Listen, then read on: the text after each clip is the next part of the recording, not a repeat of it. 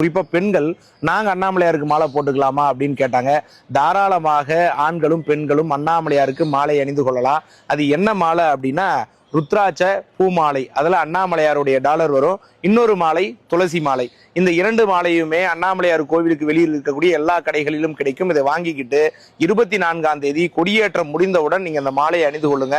10 நாட்கள் தொடர்ந்து விரதம் இருக்கணும். அந்த விரதம் எப்படி இருக்கணும் அப்படின்னா காலையில உணவு எடுத்துக்கொள்ளாமல் நீங்க விரதம் இருங்க, தண்ணி குடிக்கலாம்.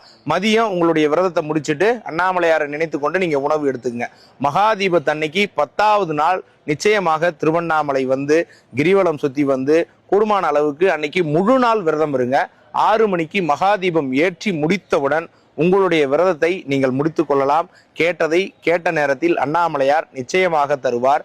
குறிப்பா என்ன ட்ரெஸ் கோடு ஃபாலோ பண்ணணும் அப்படின்னு நிறைய பேர் கேட்டிருந்தாங்க. சிவனுக்கு உகந்தது காவி ஆடை. இல்ல நான் தினமும் வேலைக்கு போகணும் அப்படின்னு நீங்க நினைக்கிறீங்கன்னா நீங்க தினமும் என்ன ஆடை போடுவீங்களோ அந்த ட்ரெஸ்ஸை நீங்க போட்டுக்கலாம். அதனால ஒன்றும் பிரச்சனை இல்லை. இந்த 10 நாள் நித்தம் நித்தம் நினைக்கின்ற நேரம் அண்ணாமலையாரை மனதில் கொண்டு இந்த விரதத்தை மேற்கொள்ளுங்கள். உங்கள் வாழ்வை மாற்றும் அற்புத சக்தி படைத்த விரதமாக அண்ணாமலையார் அருள் செய்வார். நன்றி, வணக்கம்.